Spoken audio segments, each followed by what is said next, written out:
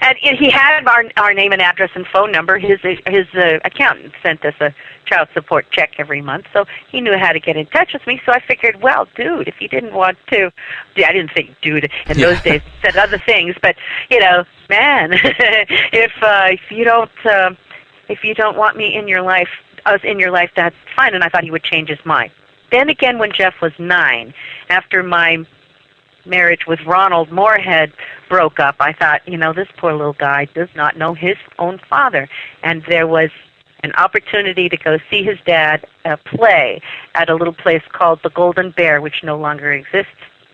And it's actually been torn down in Huntington Beach. And on a whim, I called during sound check and got a hold of Tim and asked if we couldn't come and see him play. And that night, Jeff went home with Tim and Judy and stayed. That was a Friday night before Easter vacation, so we had school off.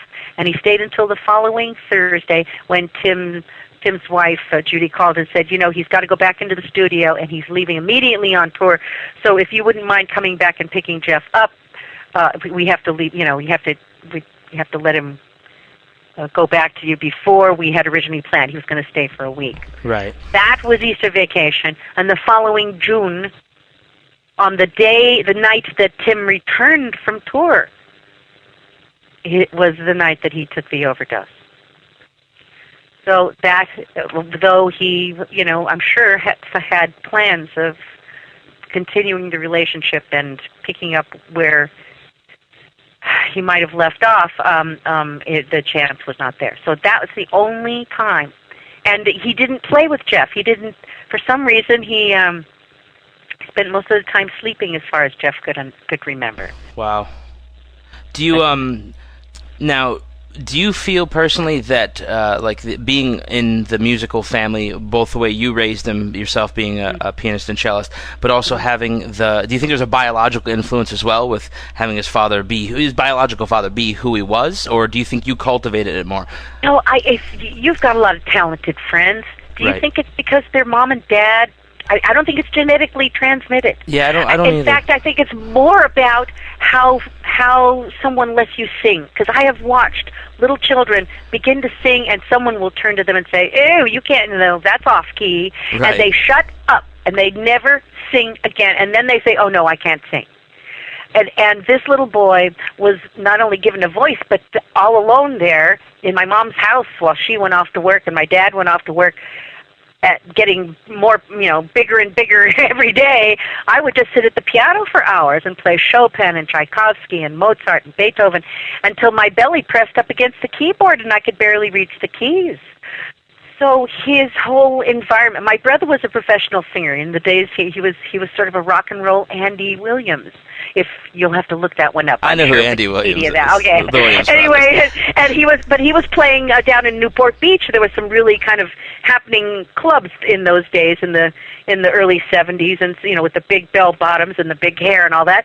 and all the way through school, we all sang in the shower, sang together. Somebody would start singing a song, and pretty soon my mom and my brother and my sister and I were singing harmony, and it was just, we did that. The music was on at all times, and little toddler Jeffrey Scott was being taught baby songs. At 2.5, he could sing a song in Spanish and that sort of stuff.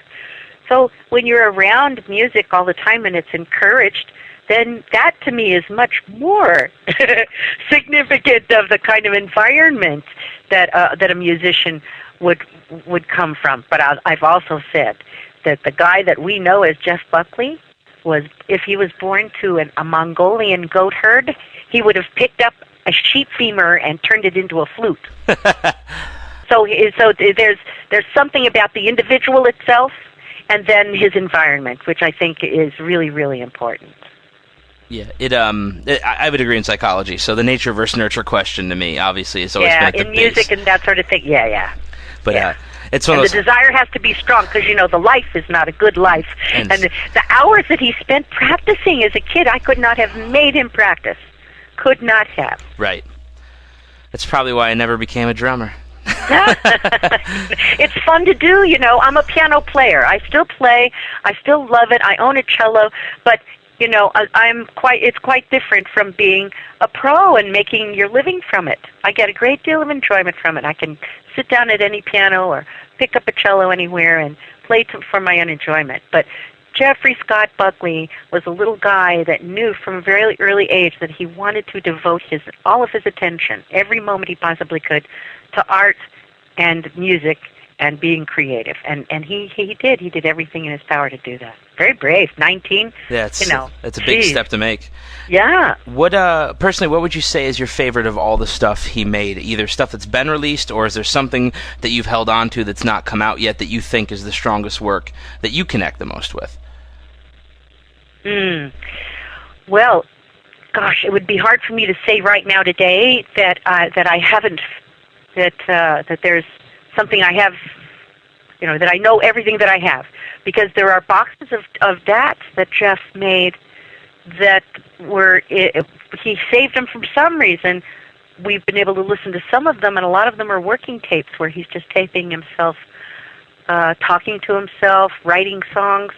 I have not had the time yet to sit down to all of that, so there might be some great, magnificent piece of work that I'm not aware of yet that would be better than what we've already released. There's a song called Sky Blue Skin, and a few others that we're aware of, that we're hearing little snips and versions of, but not a complete, composition. Realized, yes, exactly, with all of the lyrics, because he'll have a song and only have the chorus. And the rest of the time he's going, just humming out a melody. Yeah, la la la la. So if it would take someone with a great deal of patience, and maybe in my dotage, in another couple of years, when I'm in the home, I'll be sitting there with my listening device, my earphones, and be listening to stuff and going, aha, the great lost compositions of Jeff Buckley. My favorite stuff is when like for this album that we just released, when we go back, first of all, we got to go back to the original half-inch masters for the Grace songs, and did not have any compression put on them, which I'm really, really very happy with as well, too. It's a very beautiful sounding album. So can you tell? You tell? Yeah. Okay, thank you very much. Now, and then when we were listening we wanted to listen to some alternative tapes. So we went to this radio show that he taped for CBS, but it was affiliated with Columbia Records and all that. So right there, and they brought in a little audience, and they knew they were going to they chose 4 songs, and he did the 4 songs. They taped it. The sound man was then, it was finished. He was recording the minutes and all of that for the little paperwork that they put out. They have to fill out the forms for the recording session. And Jeff came back and said to the audience, well, would you like to hear some more? I mean, we're all here, and the music, the equipment's all here. And of course, they all put their hands together. So he started singing, sang a couple of songs. And then somebody turned to probably Steve Burke was the A&R man, turned to the sound man and said, you're getting this, of course, right? And the sound man went, oh, yeah, right. And he hit the record button. All right. That was the 3rd song, which was I Know It's Over by the Smiths. And he then took his pen, and on the form, instead of going back in and, reprinting it and adding this last one, he just put a pencil strike along the bottom of the list of printed out songs, and then wrote, It's Over, in his own hand. Sort of like as an afterthought, or maybe somebody was even making a note to themselves, and should have erased it. All right. So we're listening to these 4 performances, and Emily Lazar, the amazing, wonderful mastering genius that she is, looks down and says, my digital readout tells me that there's more material on this tape. Let's roll it. Maybe he's saying something funny into the microphone. The mic is live for another, 30 minutes, 20 minutes or so. Let's see what's happening. And that's when we found that performance. So it was a discovery, really. Correct. Wow. Yes.